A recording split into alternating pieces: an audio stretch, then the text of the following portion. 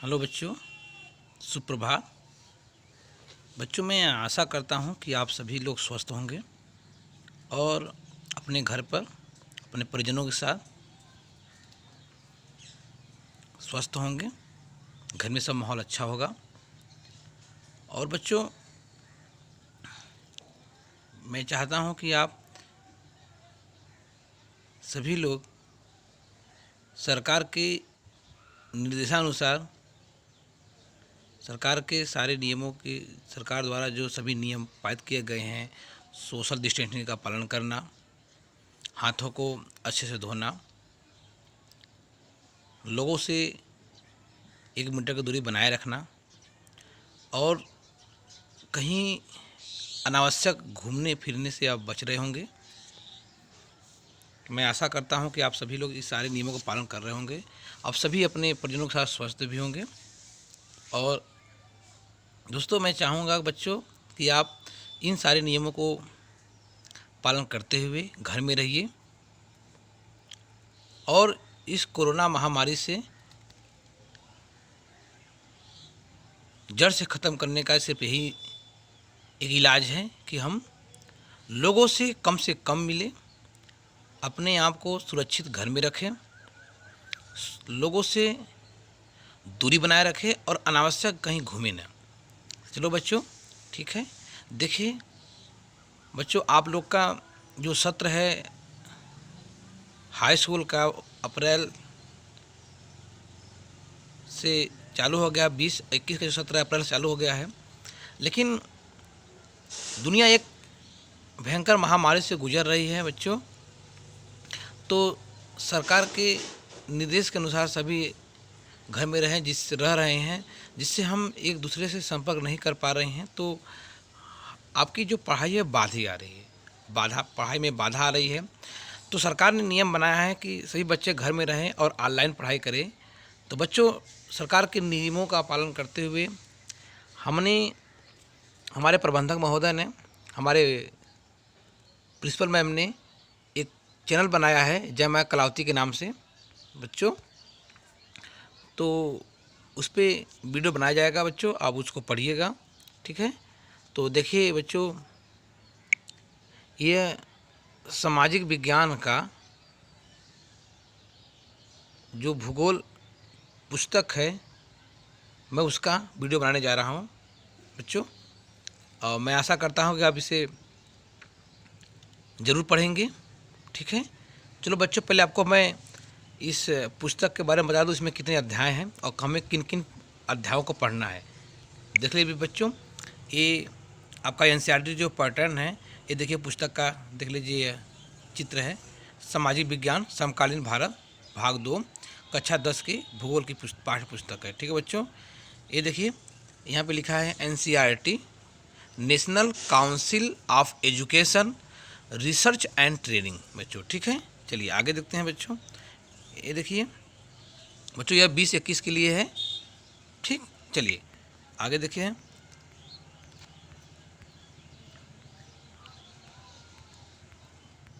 ये देखिए संविधान की प्रस्तावना है बच्चों। इसको हम जब संपर्क में रहेंगे, हम जब कक्षा में आएंगे तो इसके बारे में अध्ययन करेंगे अच्छे से। लेकिन चलिए हम आगे इसको अध्ययन कर लेते हैं। पहले हम पाठ के बारे में जान लेते हैं, हमें किन किन अध्यायों को पढ़ना है। तो बच्चों ये देखिए हमारा आ गया विषय सूची।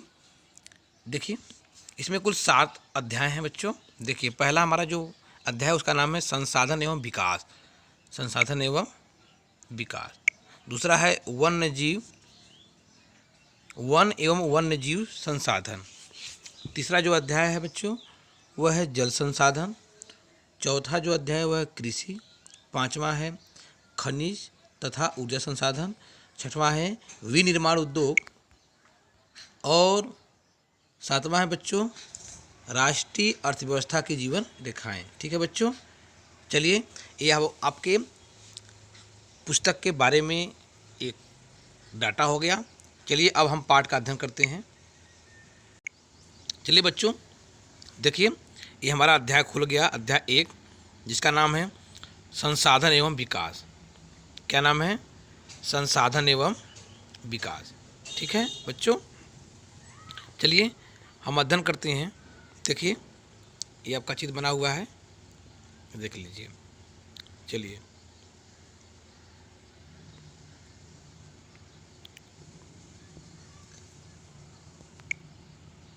देखिए, कह रहा है कि क्या आप उन वस्तुओं का नाम बता सकते हैं जो गांवों और शहरों में हमारे जीवन को आराम पहुंचाते हैं। ऐसी वस्तुओं की एक सूची तैयार करें, उनके बारे में, इनको बनाने में प्रयोग होने वाले पदार्थों का नाम बताएं। चलिए बच्चों, हम शुरू करते हैं अध्याय। इसको बच्चों बस खाली पढ़ते जाइए आराम से, ठीक है। आपको मैं समझाने का पूरा प्रयास करूंगा, आपको समझ में आ जाएगा।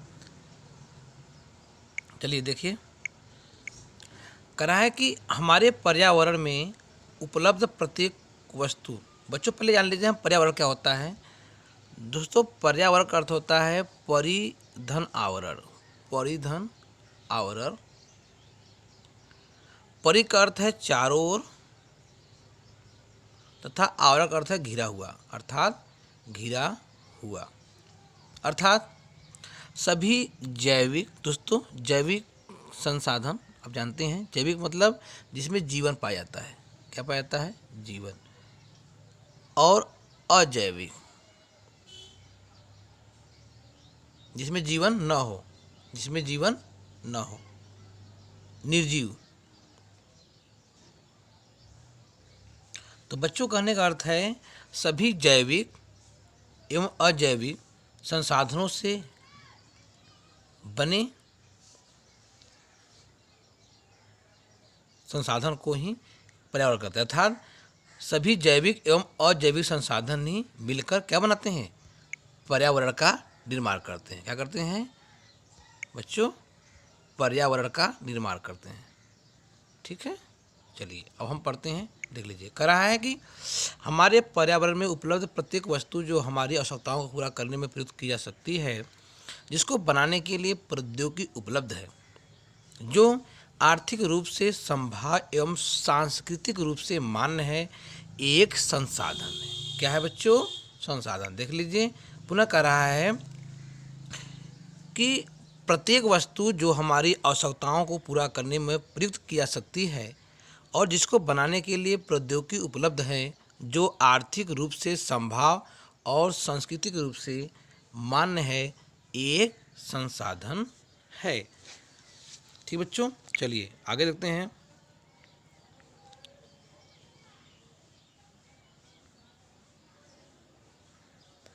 बच्चों चलिए देख कर रहा है हमारे पर्यावरण में उपलब्ध वस्तुओं, देख लेते हैं। चलिए ये देखिए,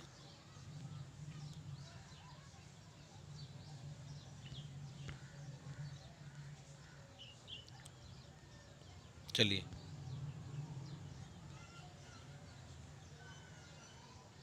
हो गया बच्चों, यहाँ देखिए। चलिए कह रहा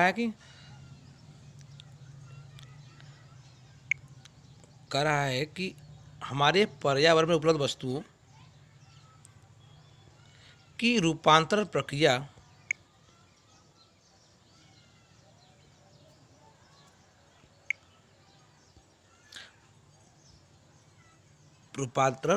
प्रकृति, प्रौद्योगिकी और संस्थाओं के पारस्परिक क्रियात्मक संबंध में निहित है।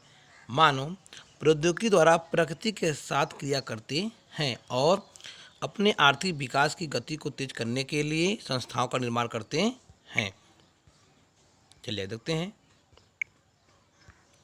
कह रहा है कि क्या आप भी अन्य बहुत से लोगों की तरह संसाधनों को प्राकृतिक उपहार समझते हैं? ऐसा नहीं है। संसाधन मानवीय क्रियाओं का परिणाम है। मानव स्वयं संसाधनों का एक महत्वपूर्ण हिस्सा है। वे पर्यावरण में पाए जाने वाले पदार्थों को संसाधनों में परिवर्तित करते हैं तथा उन्हें प्रयोग करते हैं, ठीक है। इन संसाधनों का वर्गीकरण निम्न प्रकार से किया जा सकता है। करा है दोस्तों कि पर्यावरण में उपस्थित जितने भी हमारे क्या हैं संसाधन हैं, उसका वर्गीकरण हम किस प्रकार से कर सकते हैं दोस्तों? तो हमारे पर्यावरण में जितने भी संसाधन हैं उसका वर्गीकरण हम निम्न प्रकार से कर सकते हैं। देखिए पहला है हमारा क्या है, नंबर क, उत्पत्ति के आधार पर। उत्पत्ति के आधार पर जो संसाधन होते हैं वह जैविक एवं अजैव होते हैं। ठीक है दोस्तों। जो अगला है हमारा साम्यता के आधार पर जो होता है हमारा संसाधन होता है नवीकरणीय योग और अनवीकरणीय। बच्चों अनवीकरणीय नवकरणीय का अर्थ है, इसको हम आगे डिटेल में अध्ययन करेंगे पहले, ठीक है, पहले यहाँ समझ लेते हैं। चलिए अगला हमारा है स्वामित्व के आधार पर। स्वामित्व के आधार पर भी जो संसाधन दो प्रकार के होते हैं, एक होता है व्यक्तिगत जिसे हम प्राइवेट बोलते हैं अंग्रेजी में, एक होता है सामुदायिक राष्ट्रीय और अंतर्राष्ट्रीय जिसे हम क्या। ठीक है, चलिए आगे देखते हैं ये कैसे हो गया। चलिए चौथा हमारा है विकास के स्तर के आधार पर संभावी एवं विकसित भंडार और संचित कोष। चलो बच्चों यहाँ देख लीजिए,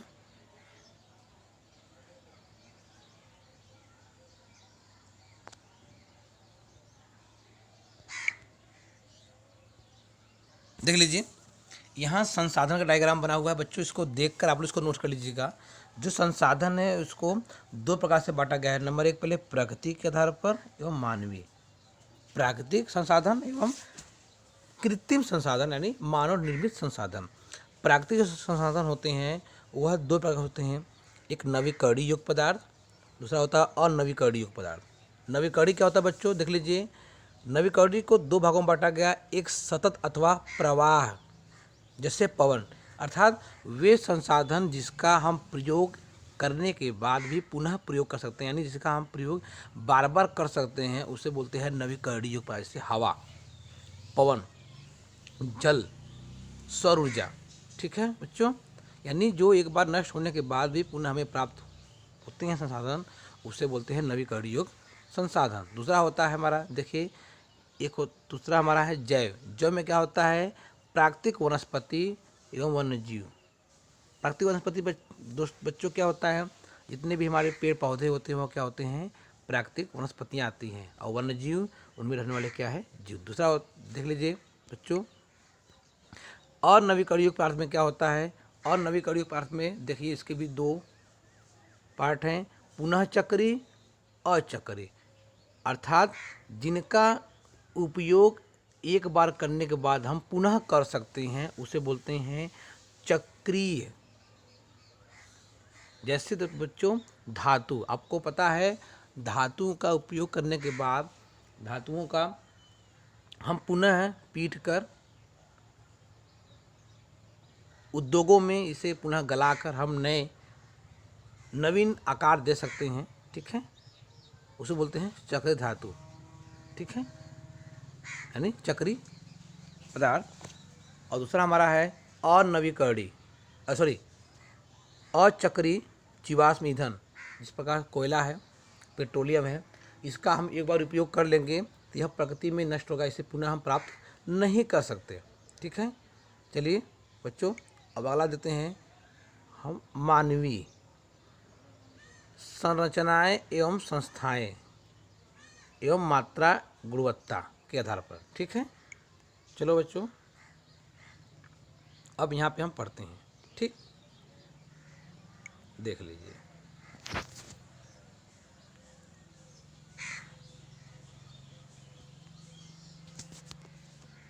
चलो बच्चों करा है संसाधनों के प्रकार। एक मिनट, ठीक, करा है संसाधनों के प्रकार। ठीक है, करा उत्पत्ति के आधार पर संसाधन के जो प्रकार है वो दो प्रकार से होते हैं। एक होता है जैव संसाधन। क्या होता है, जैव संसाधन। ठीक,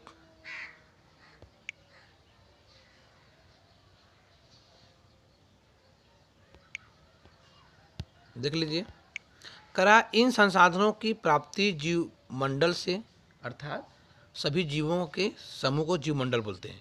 इन संसाधनों की प्राप्ति जीव मंडल से होती है। इनमें जीवन व्याप्त है, जैसे मनुष्य, वनस्पति जात, प्राणी जात, मत्स्य जीवन अर्थात मछलियों का जीवन, पशुधन आदि। ठीक, चलिए दूसरा हमारा कह रहा है अजैव संसाधन। ठीक,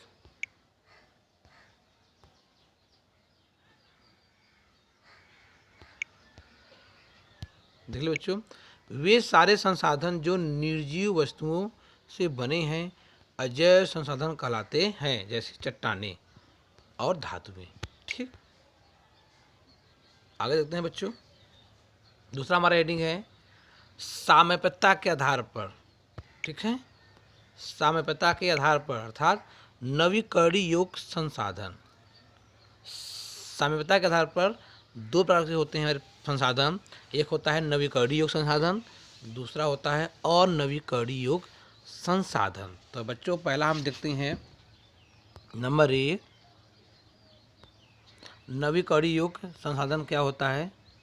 वे संसाधन जिन्हें भौतिक, रासायनिक या यांत्रिक प्रक्रियाओं द्वारा नवीकृत या पुनः उत्पन्न किया जा सकता है, उन्हें नवीकरणीय योग्य अथवा पुनः पूर्ति योग्य संसाधन कहा जाता है। उदाहरण जैसे सौर ऊर्जा, पवन ऊर्जा, जल ऊर्जा, वन एवं वन्यजीव।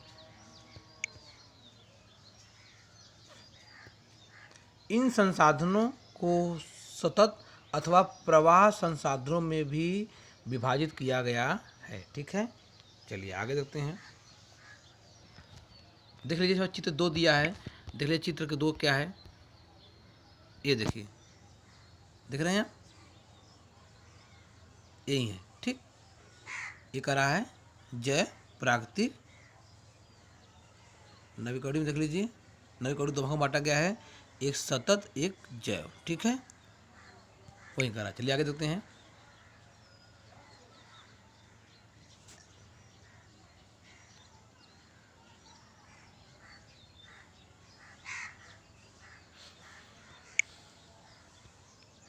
और नवीकरणीय योग्य संसाधन क्या होता है बच्चों, देख लेते हैं। इन संसाधनों का विकास एक लंबे भूवैज्ञानिक अंतराल में होता है। खनिज और जीवाश्म ईंधन इस प्रकार के संसाधनों के उदाहरण हैं। इनके बनने में बच्चों क्या होता है, जो अनवीकरणीय योग्य संसाधन होते हैं उनको बनने में लाखों वर्ष लग जाते हैं। इनमें से कुछ संसाधन जैसे धातुएं पुनः चक्रीय है, यानी जिनका हम एक बार प्रयोग करने के बाद उसे पुनः प्रयोग बार बार प्रयोग कर सकते हैं। ठीक है, लेकिन कुछ संसाधन जैसे जीवाश्म ईंधन अचक्रीय है, वे एक बार प्रयोग के साथ क्या हो जाती हैं, खत्म हो जाती है। और नवीकरणीय युक्त पदार्थों में कुछ पदार्थ क्या हैं, चक्रीय है, पुनः चक्रीय है, यानी जिसका हम उपयोग एक बार करने के बाद पुनः कर सकते हैं, जैसे धातुएं। परंतु कुछ पदार्थ जैसे जीवाश्म ईंधन ये क्या है, अचक्रीय है। पेट्रोलियम, जीवाश्म ईंधन, कोयला, ये क्या है, अचक्रीय है, जिसका उपयोग हम एक बार करने के बाद उसे पुनः उपयोग नहीं कर सकते। ठीक है बच्चों, तीसरा हमारा है स्वामित्व के आधार पर। देख लेते हैं। स्वामित्व के आधार पर संसाधन कितने प्रकार के होते हैं, 2 प्रकार का। कौन कौन? पहला है व्यक्तिगत संसाधन। ठीक है, देख लेते हैं। संसाधन जिन व्यक्तियों के स्वामित्व में होते हैं। बहुत से किसानों के पास सरकार द्वारा आवंटित भूमि होती है, जिसके बदले में वे सरकार को लगान चुकाते हैं। लगान अर्थात टैक्स, जिसे बोलते हैं अंग्रेजी में रेवेन्यू। ठीक है, रेवेन्यू चुकाते हैं। ठीक, गांव में बहुत से लोग भूमि के स्वामी भी होते हैं और बहुत से लोग भूमिहीन होते हैं।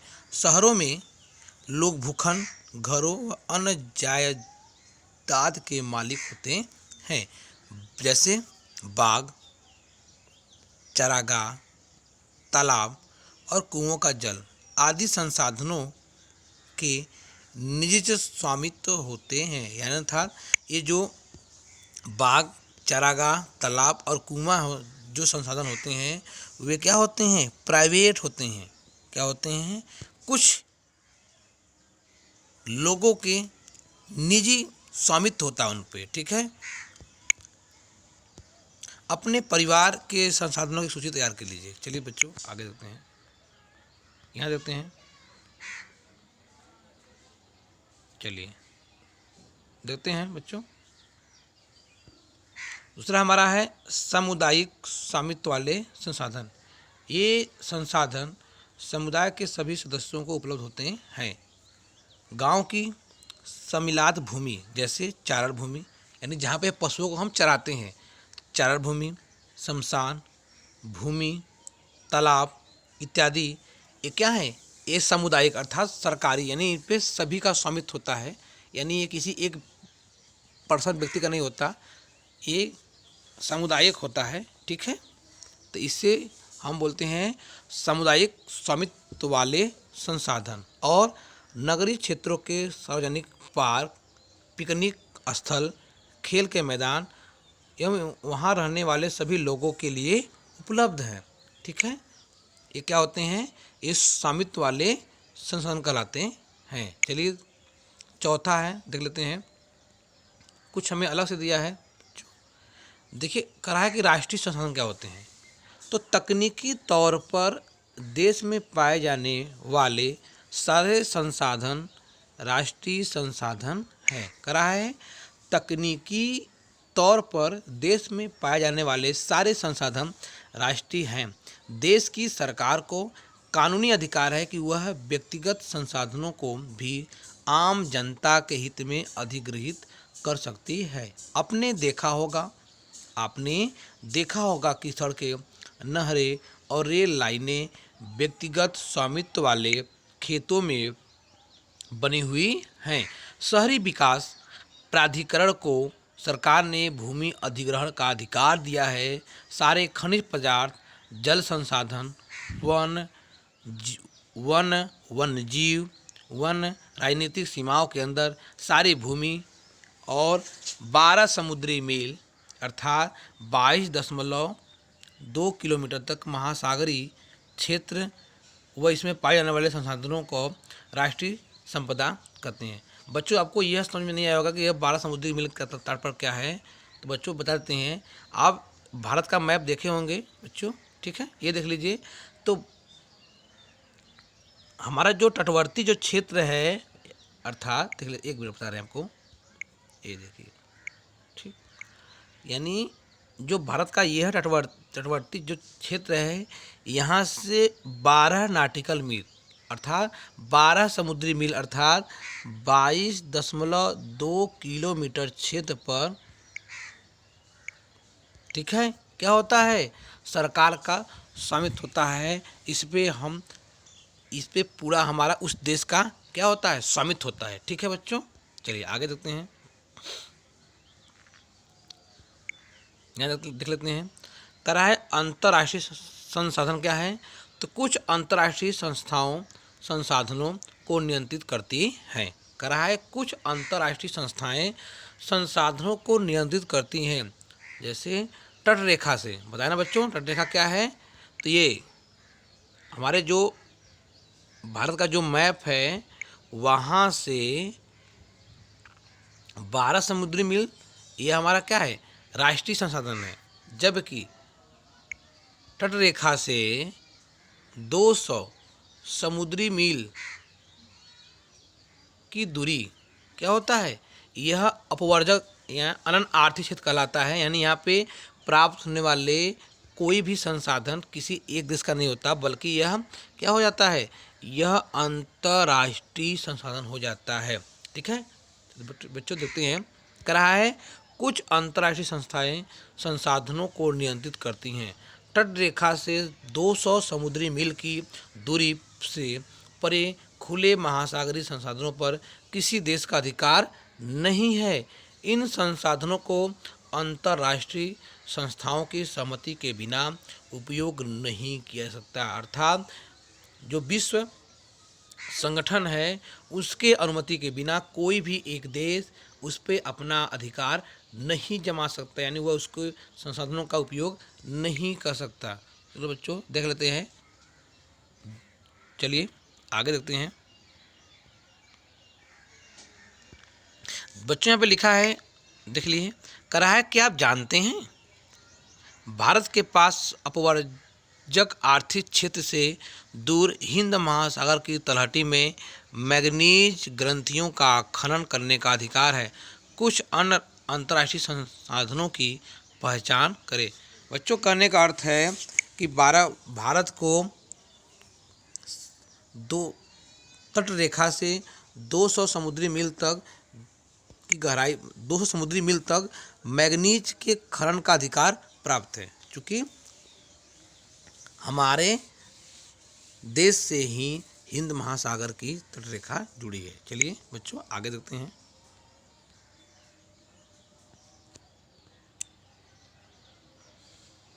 चलिए बच्चों देखते हैं, कर रहा है, एक मिनट, चलिए, कर रहा है विकसित संसाधन वे संसाधन जिनका सर्वेक्षण किया जा चुका है और उनके उपयोग की गुणवत्ता और मात्रा निर्धारित किया चुकी है, विकसित संसाधन कहलाते हैं। विकसित करा है कि वे संसाधन जिनका सर्वेक्षण किया जा चुका है और उनके उपयोग की गुणवत्ता और मात्रा निर्धारित किया चुकी है, विकसित संसाधन कहलाते हैं। संसाधनों का विकास प्रौद्योगिकी और उनकी संभाव्यता के स्तर पर निर्भर करता है। चलो बच्चों आगे देखते हैं, भंडारण क्या है। पर्यावरण में उपलब्ध वे पदार्थ जो मानव की आवश्यकताओं की पूर्ति कर सकते हैं। पर्यावरण में उपलब्ध वे पदार्थ जो मानव की आवश्यकताओं की पूर्ति कर सकते हैं, परंतु उपयुक्त प्रौद्योगिकी के अभाव में उसकी पहुंच से बाहर है, भंडारण में शामिल है। ठीक है, उदाहरण के लिए जल दो गैसों से मिलकर बना होता है, हाइड्रोजन एवं ऑक्सीजन का औद्योगिक है। बच्चों यौगिक है, हाइड्रोजन ऊर्जा का मुख्य स्रोत बन सकता है। बच्चों कहने का अर्थ है, आपको पता होगा जो हमारा जल है वह जल दो गैसों से मिलकर बना है, H2+O ऑक्सीजन से। ठीक है बच्चों, कह रहा है जो जल है, जल एक यौगिक है जबकि ये दोनों क्या है, गैस है। कह रहा है अगर हम जल से, कहता है पृथ्वी के समस्त भूभाग का 2/3 हिस्सा क्या है, पानी है, क्या है, यानी जल है। कह रहे हैं कि अगर हम जल से उसके अणुओं को बाहर कर दें, यानी उसको हाइड्रोजन और ऑक्सीजन में परिवर्तित कर दें, करने के बाद कहते हैं अगर कर दिया जाए तो हमें जो हाइड्रोजन है उसका ऊर्जा का मुख्य स्रोत बन सकता है। क्योंकि बच्चों हाइड्रोजन ऊर्जा के रूप में हमें प्रचुर ऊर्जा मुहैया करा सकती है, परंतु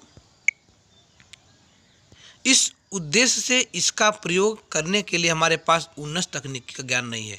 कहने का अर्थ है बच्चों कि अगर हम जल से हाइड्रोजन और ऑक्सीजन दो तत्वों को अलग अलग कर दें दोनों, तो हाइड्रोजन से हमें बहुत अधिक मात्रा में ऊर्जा प्राप्त हो सकती है, जो कि हमारे पर्यावरण को प्रदूषण मुक्त ऊर्जा प्राप्त होगी। लेकिन ऐसा करने के लिए हमारे पास जो उन्नत तकनीकी है उसका हमें ज्ञान नहीं है। चलिए बच्चों अगला हम देखते हैं संचित कोष। अगला हमारा हेडिंग क्या है, संचित कोष। ठीक है, देख लेते हैं। कह रहा है, एक मिनट, ठीक,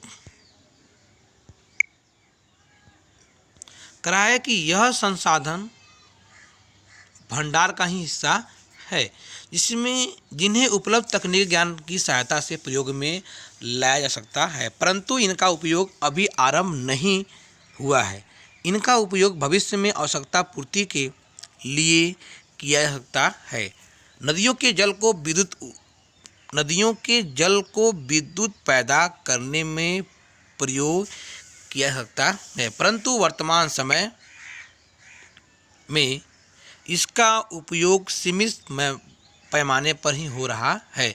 इस प्रकार बांधों में जल, वन आदि संचित कोष है जिनका उपयोग भविष्य में किया जा सकता है। कहने का अर्थ है कि जो हमारे पास जो नदियों का जल है उसमें संचित ऊर्जा होती है जिसका उपयोग हम विद्युत पैदा करने में प्रयोग कर सकते हैं, परंतु वर्तमान समय में इसका उपयोग सीमित पैमाने पर ही हो रहा है।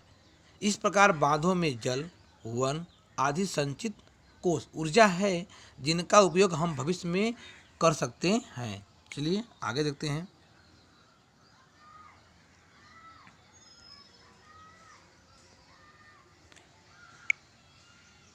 करा है कि संसाधनों का विकास, एक मिनट बच्चों, चलिए। करा है संसाधनों का विकास।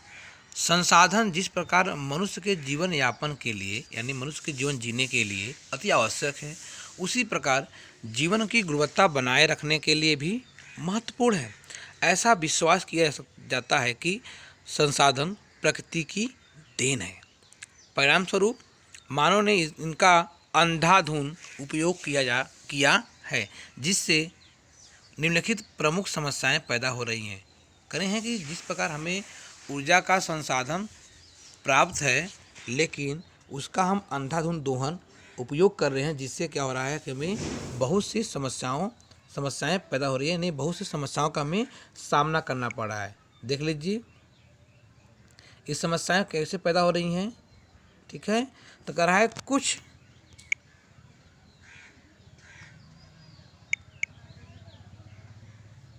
कुछ व्यक्तियों के लालचवश संसाधनों का ह्रास, कमी आ रही है। कुछ व्यक्तियों के लालचवश यानी कुछ ऐसे व्यक्ति हैं जो संसाधनों का अधिक से अधिक दोहन कर रहे हैं, जिससे क्या हो रहा है, संसाधनों में कमी आ रही है। दूसरा, संसाधन समाज के कुछ ही लोगों के हाथ में आ गए हैं, जिससे समाज दो हिस्सों संसाधन संपन्न यानी समाज दो हिस्सों में बढ़ गया है, संसाधन संपन्न समाज एवं संसाधनहीन अर्थात अमीर और गरीब में बढ़ गया है। ठीक है, चलिए आगे देखते हैं।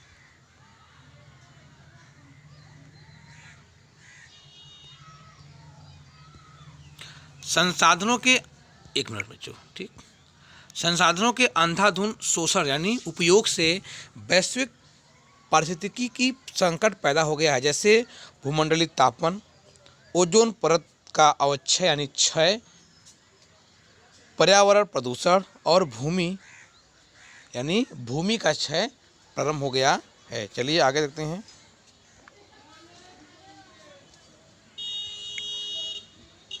मानव जीवन की गुणवत्ता और विश्व शांति बनाए रखने के लिए संसाधनों का समाज में न्यायसंगत बंटवारा आवश्यक हो गया है। यदि कुछ ही व्यक्तियों तथा देशों द्वारा संसाधनों का वर्तमान दोहन जारी रहता है, कहने का अर्थ है यदि कुछ ही व्यक्तियों तथा देशों के द्वारा यानी जितने भी विकसित राष्ट्र हैं वह संसाधनों का अधिक से अधिक दोहन कर रहे हैं, जबकि अविकसित या अल्पविकसित जो देश हैं वह संसाधन उपलब्ध होते हुए भी उसका उपयोग नहीं कर पा रहे हैं।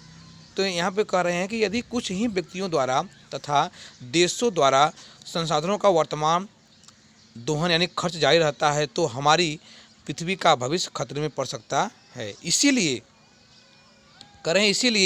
हर तरह के जीवन का अस्तित्व बनाए रखने के लिए संसाधनों के उपयोग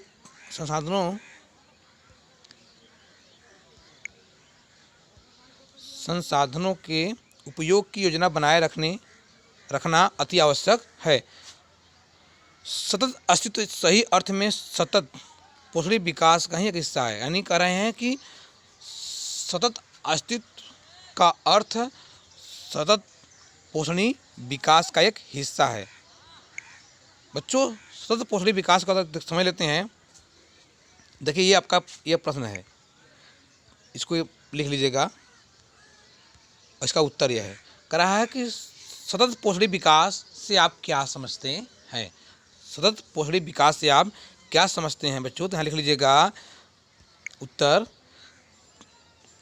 सतत पोषणी अर्थात आर्थिक विकास का अर्थ है विकास पर्यावरण को बिना नुकसान पहुँचाए हो, यानी वह विकास जो पर्यावरण को बिना नुकसान पहुँचाए हो और वर्तमान विकास की प्रक्रिया भविष्य की पीढ़ियों की आवश्यकता ही अवहेलना न करे। यानी कहने का अर्थ है कि सतत पोषणी विकास का अर्थ वह विकास जिससे पर्यावरण को कोई हानि न हो, कोई नुकसान न हो और वर्तमान विकास की प्रक्रिया में भविष्य की पीढ़ियाँ यानी भविष्य की जो पीढ़ियाँ हैं उन्हें भी किसी भी अवहेलना का सामना न करने पड़े, उसी को बोलते हैं सतत पोषणी विकास। बच्चों यह महत्वपूर्ण प्रश्न है, उसका उत्तर है, इसको लिख लीजिएगा। ठीक है, चलिए बच्चों दूसरा सबसे महत्वपूर्ण ये प्रश्न है, ये बड़ी बड़ी परीक्षाओं में पूछता है बच्चों। ये है आपका कि री डी जेनेरो पृथ्वी सम्मेलन 1992 कर रहा है कि री डी जेनेरो पृथ्वी सम्मेलन 1992 से आप क्या समझते हैं, या पृथ्वी सम्मेलन कब हुआ था। बच्चों यह बहुत महत्वपूर्ण है, इसको इसलिए मैं स्टार कर दे रहा हूँ डबल, ठीक है। इसको लिख लीजिएगा कि पृथ्वी सम्मेलन, यानी आपके पाठ में यह दूसरा प्रश्न है जो बहुत महत्वपूर्ण है कि पृथ्वी सम्मेलन 1992 से आप क्या समझते हैं, या री डी जेनेरो से आप क्या समझते हैं। इसका उत्तर एक ही है कि बच्चों लिखिए, इसको उत्तर है कि जून 1992 में 100 से भी अधिक राष्ट्राध्यक्ष, यानी 100 से अधिक देशों के राष्ट्राध्यक्ष अर्थात प्रधानमंत्री एवं राष्ट्रपति ब्राज़ील के शहर री डी जेनेरो में प्रथम अंतर्राष्ट्रीय पृथ्वी सम्मेलन में एकत्रित हुए थे।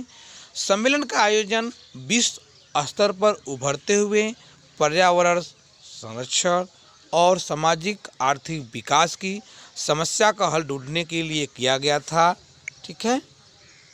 चूँकि यह आयोजन ब्राज़ील के शहर री डी जेनेरो में किया गया था, इसीलिए इस सम्मेलन को पृथ्वी सम्मेलन 1992 या री डी जेनेरो सम्मेलन कहा जाता है, ठीक है बच्चों। चलिए आगे देखते हैं। कह रहा है कि उसी में बच्चों जोड़ लीजिएगा उत्तर में, और कि सम्मेलन में एकत्रित नेताओं ने भूमंडलीय जलवायु परिवर्तन और जैविक विविधता पर एक घोषणा पत्र पर हस्ताक्षर किया था। रियो सम्मेलन में भूमंडलीय